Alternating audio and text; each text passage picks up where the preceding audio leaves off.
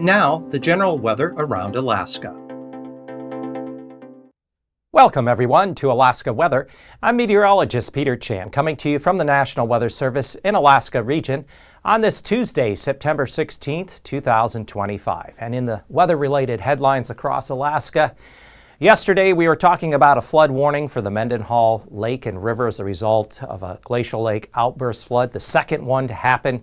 And as just a month ago, we had the record outburst flood in mid-August. Fortunately, the second release was smaller, and it is now complete, so that basin will gradually begin that process of refilling again. And we do have some weather systems that are going to be impacting the Gulf Coast and especially Panhandle in the next several days. We have a high wind warning in effect for this evening, tonight, into the day on Wednesday, especially the outer Panhandle coast. And these weather systems, low pressures coming on up from the North Pacific, are energy translating across the lower Bering. And Aleutians will provide wet and windy weather along the Gulf Coast at times and the Panhandle through early next week into Monday and Tuesday. And at that same time, Monday is the autumn equinox for the Northern Hemisphere, and that will occur at 10:19 in the morning, Alaska Daylight Time. Well, let's take a look at a couple images here from across the state. Up in the central Alaska range, the summit camera there of the FAA showing mostly sunny skies. Beautiful fall day up there, 55 degrees. Still some golden colors, but they're starting to brown out now. We're getting deeper into the fall season. And so, again, a fine day is shaping up for that area again on Wednesday. Sitka, you can see the clouds thickening. The camera is pointed off toward the west and looking southwestward. There is a strong, compact area of low pressure and front that's going to be pushing up along the coast tonight and Wednesday. And this front will be accompanied by gale force, sustained winds with some gust up to lower end storm force, especially on the outer coast. You're also going to see some periods of moderate to locally heavy rain developing there from around, Port Alexander, Sitka, northward up toward Yakutat as we get into tomorrow. But it's 66 degrees there, so pretty mild temperatures across areas of the southern and western Panhandle this afternoon. So here is a high wind advisory that is in effect for the Panhandle. Starts first down here late this Tuesday afternoon, early evening, and then as we go through the night, the stronger winds will spread northwestward along the coast. But the main thing is southeast winds, 20, 30 knots with some gust 40 to 50 knots. That's roughly wind gust of 50 to 60 miles per hour. That could be some of the peak wind gust here along the outer coast. Plus, we're going to have some more rain pulling through the Panhandle, so some of the rain could be moderate to locally heavy, especially up along this region. It's where some of the heavier rainfall could happen. And with this high wind warning, again, southeast winds 25, 35 miles an hour, gust 50, 60 miles an hour.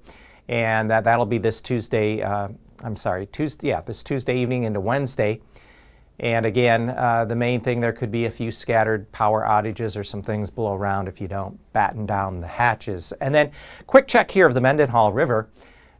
It ended up peaking late last night, early this morning at 9.5 feet. The forecast was for the river to peak around 11, 12 feet into moderate flood stage. So the good news with this second release of Suicide Basin there, it wasn't as much as anticipated, so that's good news. And again, now the basin has emptied and it will begin to refill again here through the course of the fall and winter. So we'll see in terms of how much precipitation we get.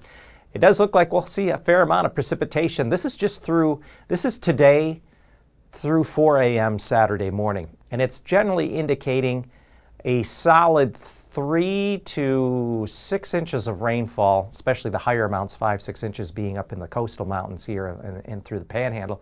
But it's a very wet period. There's at least a few different systems that are going to be rotating through here between now and early next week. So this area, especially through the Panhandle, northeastern Gulf Coast, are going to see episodes of some at least gale force winds at times, along with moderate to heavy rainfall.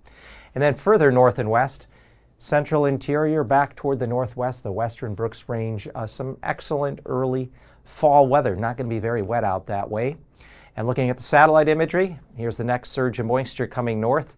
And as that comes northward, This is a compact area of low pressure. It's pretty condensed and it has some pretty strong winds right around the core, and that's what's going to swing through along the outer coast tonight and during the day Wednesday. Further west, we have a low sitting out here kind of to the northwest of Shimia with a front arcing ahead of it. Not a very strong system, but still has some areas of showers of rain and some gusty winds. But by far, this next low coming out of the North Pacific into the eastern Gulf will be the main weather player.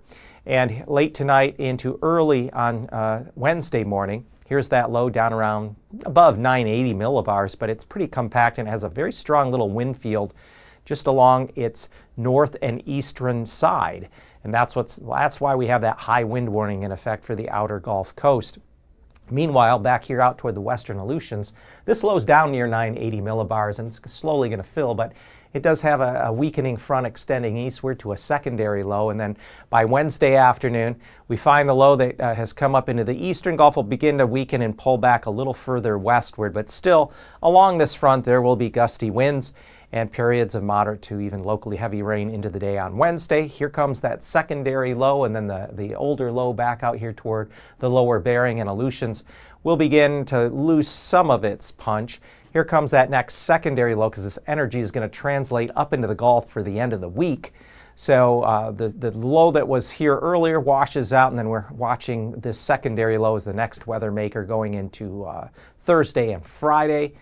And then come Friday, we have that secondary low taking a position up here just off the Kenai coast, pretty common.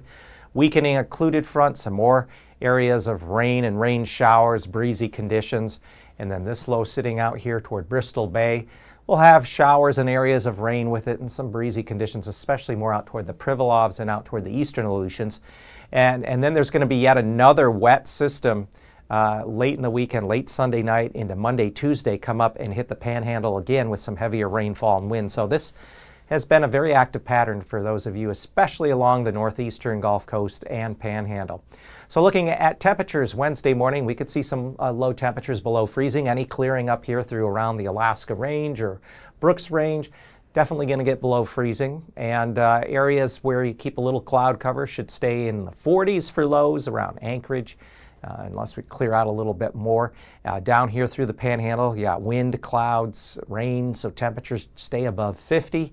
Out toward the Pribilofs, 44 for St. Paul, mid-upper 40s for the Alaska Peninsula. Coolest readings on Wednesday afternoon will be up here along the North Slope and Brooks Range, highs staying below 40 in the 30s there. Still could see some 50-degree readings up along the Yukon River and the Tanana Valley, but not as warm as it's been. Anchorage with the help, actually for those of you here in the Mat-Su Valley, Anchorage, be a very nice day Wednesday, maybe the best one for the next week. So if you have some yard chores you want to get done here early fall season in the yard again, some sunshine, temperatures up around 60 degrees. That would extend up to Talkeetna as well. Back here through the Panhandle, we're looking at temperatures with the wind and rain episode coming through there Wednesday. Highs could reach anywhere from the upper 50s, lower 60s. And then temperatures Thursday morning, Panhandle mid 40s to lower 50s, outer coast.